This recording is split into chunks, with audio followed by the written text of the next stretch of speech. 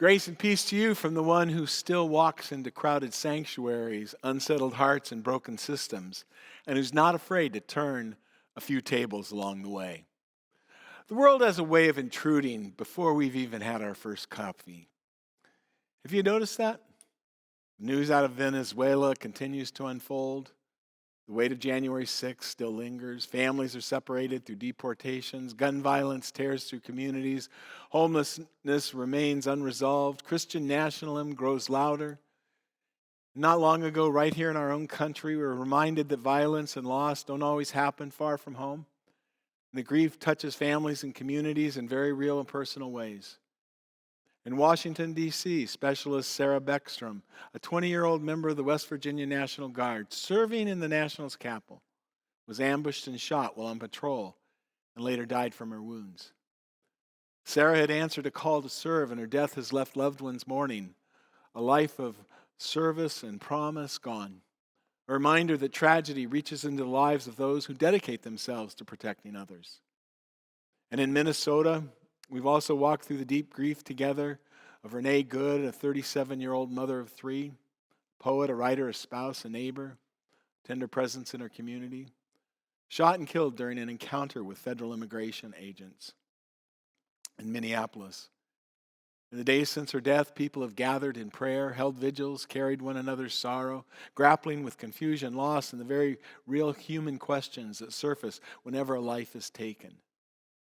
Stories, families, future, lives that should never be reduced to case numbers, enforcement language, or political abstractions.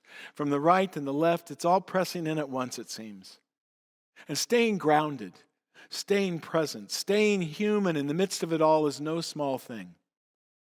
And that's why perhaps now more than ever it matters where we begin. Why it matters to have practices, rituals of prayer, moments of stillness, habits of attention that help us come back to ourselves and back to God. Presence is not passive. And presence is actually, in many ways, a spiritual discipline. And where we begin shapes how we live. I'll be honest with you, there are days lately when I struggle deeply with how to speak good news without minimizing suffering. How to name injustice without fueling division. How do we follow the Prince of Peace in a world fluent in outrage and fear? I want to stand up for what is right and just, and I want to grieve innocent lives lost to violence and war. I want to stand with those pushed to the margins, immigrants, people in poverty, LGBTQ people, people of different faiths, races, and stories. But I want to do so in a way that opens hearts rather than slams doors shut.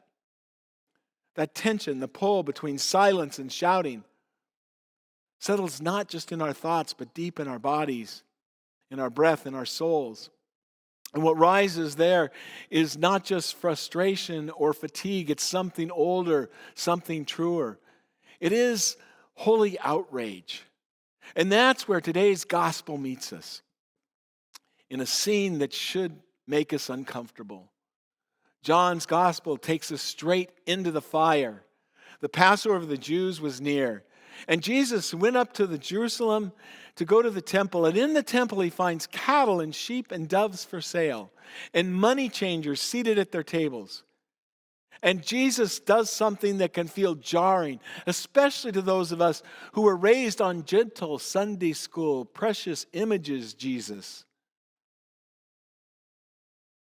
He takes a whip of cords and he drives the people out.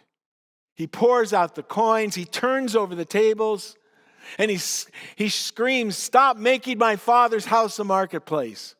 And the story unsettles us because it refuses to let Jesus stay safely polite.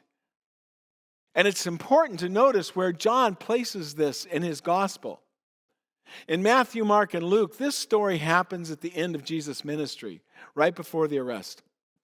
It functions as the final straw. But in John, it's the very first public act of Jesus' ministry. Before the Sermon on the Mount, before the healings, before the parables, John's Jesus comes with fire right out of the gate. Why? Because John wants us to understand something crucial. John is not merely offering personal comfort to us. He is confronting systems that distort God's love and exploit God's people. From the very beginning, Jesus is setting things straight in the Gospel of John. To understand the force of this moment, we need to understand the temple itself. The temple in Jerusalem was not just a religious space. It was the spiritual, economic, and political heart of the Jewish people. Pilgrims traveled from across the region to offer sacrifices as an expression of devotion and obedience. But over time, something had gone terribly wrong. Now, the sale of animals wasn't inherently evil. Pilgrims needed sacrifices, and money needed to be exchanged. But what had become normal was now exploitation. Prices were inflated. Systems designed to help people worship now burdened the poor. And what should have been a place of prayer became a place of anxious toil, which is why Psalm 127 speaks so powerfully here. Unless the Lord builds the house, those who build it labor in vain. It is in vain that you rise early and go late to rest, eating the bread of anxious toil. The temple was busy, it was productive, it was profitable, and it was spiritually bankrupt.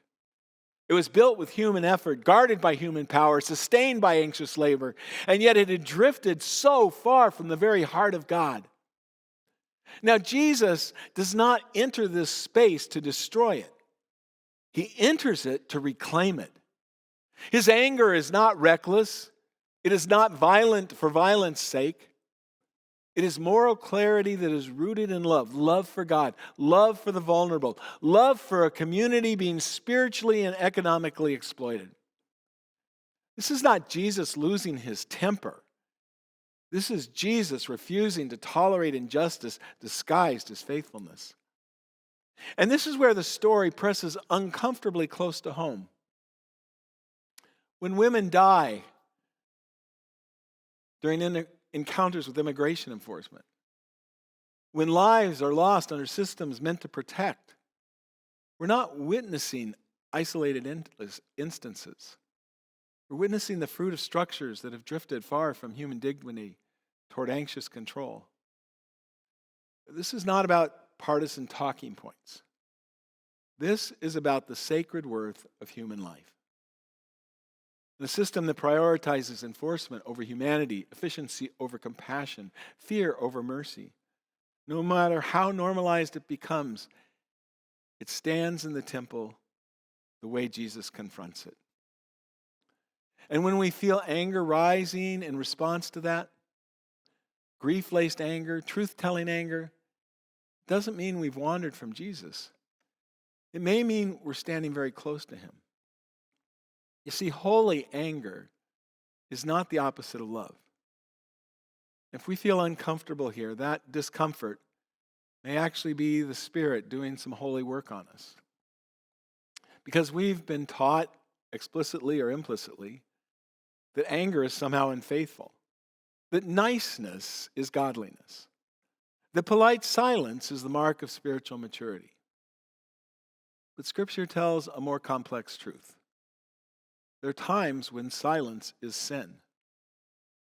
There are times when politeness becomes complicity.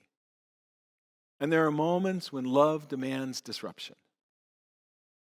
Jesus' anger is not the opposite of love. It is love in action. He overturns tables not to shame individuals, but to interrupt a system that protected power instead of people. He refuses to allow worship to be weaponized against the poor. And yet, and this matters deeply, the same Jesus who overturns those tables also refuses cycles of vengeance. The one who speaks with fire against injustice also kneels beside the accused and says, "Neither do I condemn you." The one who demands accountability from the powerful also prays for those who nail him to the cross. So how do we follow this Jesus? Today I need a story, one that names the exhaustion many of us feel when the suffering doesn't seem to let up. During the Great Depression, Dorothy Day founded the Catholic Worker Movement. an effort rooted in direct aid, radical hospitality, and public insistence on economic justice. Decades later, in the mid-1970s, Parker Palmer, who became an author and senior partner emeritus of the Center for Courage and Renewal, began volunteering occasionally on New York's Lower East Side at Mary's house. The workers there lived with the poorest of the poor, providing food, shelter, medical attention, and other forms of direct aid, along with advocating and agitating for justice. One of those workers was a woman by the name of Cassie Temple. Cassie was a brilliant writer with a PhD. She could have been a professor.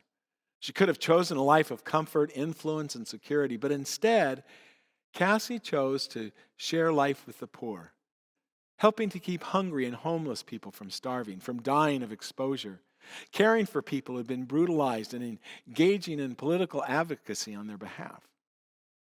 Palmer writes, "I volunteered a couple of days several times a year. And of course, every time I came back, a new wave of human misery had washed over this place. So one day I asked Cassie the question that had been vexing me. How do you keep doing this demanding work day in and day out when you know you'll wake up tomorrow to problems that are as bad or worse than the ones you're dealing with today?" And Cassie told him, "What you need to understand is this. Just because something's impossible doesn't mean you shouldn't do it." I think about that line when I read Jesus overturning the tables, because the work of love and justice can feel impossible. The work of telling the truth without becoming cruel. The work of resisting harm without surrendering to hatred. The work of staying tender in a world that keeps hardening. And yet Cassie's wisdom refuses to let impossibility become our excuse or our despair. It becomes a kind of spiritual defiance. We keep doing what love requires, not because outcomes are guaranteed, but because love is who we are called to be. There's a Jewish phrase, avet shenam, and it means love for no good reason. A teaching that says if the world was destroyed through baseless hatred, then it will be rebuilt through love without condition. That kind of love feels almost impossible in a world like ours today. When we see hatred and violence and systems that crush the vulnerable, it becomes hard to believe that our hearts are vessels of love at all. It's so much easier to retreat into cynicism. Easier to stop trusting our capacity to choose love when anger feels more honest. And yet this is the gamble of the gospel. That love without condition is not naive. It is courageous. Avet Shenem does not erase anger. It redeems it. It refuses to let outrage curdle into hatred. It insists that even when tables must be overturned, we do not overturn people. We begin by telling the truth. And that's how justice, mercy, and humility are held together. Accountability matters. And love doesn't mean the absence of consequences. Justice requires that violent, hateful, and dehumanizing acts be named and confronted. Naming harm clearly is not cruelty, it is care. To ignore injustice is not humility, it is abandonment. Justice says this is wrong. Justice says this cannot continue. But justice in the way of Jesus is never about retribution. Retribution always seeks to make others suffer as we have suffered. Justice seeks to stop the harm and restore that which was broken. And this is where mercy enters, not as an escape hatch, but as a companion to justice. Mercy refuses to reduce any person to their worst act. Mercy insists that accountability can exist without dehumanization. It keeps righteous anger from hardening into contempt. And humility holds all of this together. Humility reminds us that we too are shaped by grace that we did not earn, and that none of us stands outside the need for that mercy. Our calling is not to become judges who relish condemnation, but witnesses who tell the truth without surrendering our souls to hatred. A few years ago, a faith community I heard about began offering overnight shelter during the coldest months of the year. Folding cots, warm meals, a simple sacred place of hospitality. And at first, everyone agreed this was such a great idea. It was compassionate, it was faithful. But then the complaints started. The bathrooms were being used too often. The building smelled different.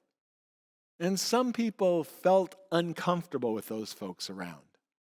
A meeting was called, voices were raised, words like safety and property were invoked. And finally someone said, "This isn't what the church is for." And there it was, a sanctuary, slowly turning into a marketplace of comfort, where worship was measured by convenience and holiness was defined by who made us uneasy. One woman stood up quietly. She'd volunteered every night. She'd listened to stories. She'd learned names. And she said, "I've never felt closer to God than when I've been sitting on the floor at 2 a.m. with someone who just needed to know they weren't invisible." And the room went silent. No tables were flipped that night, but something shifted. The system of anxious protection loosened its grip. The house was reclaimed not by force, but by truth spoken in love. And that is what Jesus is doing in the temple. Not destroying faith, purifying it, freeing it. When challenged, Jesus says something mysterious. "Destroy this temple, and in 3 days I will raise it up." They misunderstood him, of course.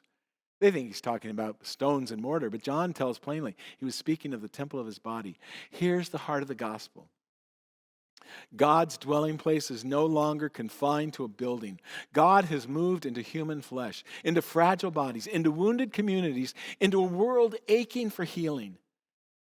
And that means every violated body, every disposable life, every person lost to a system that failed them, they matter to God.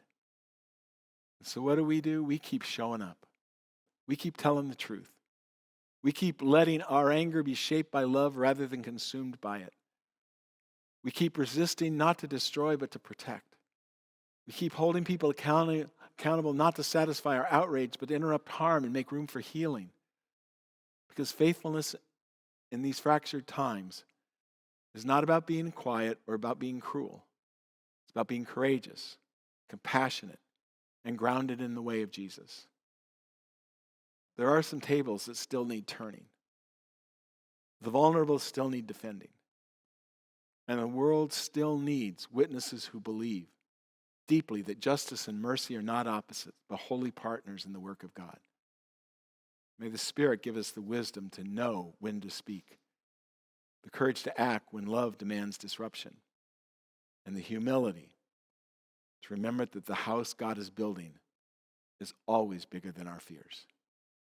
Amen.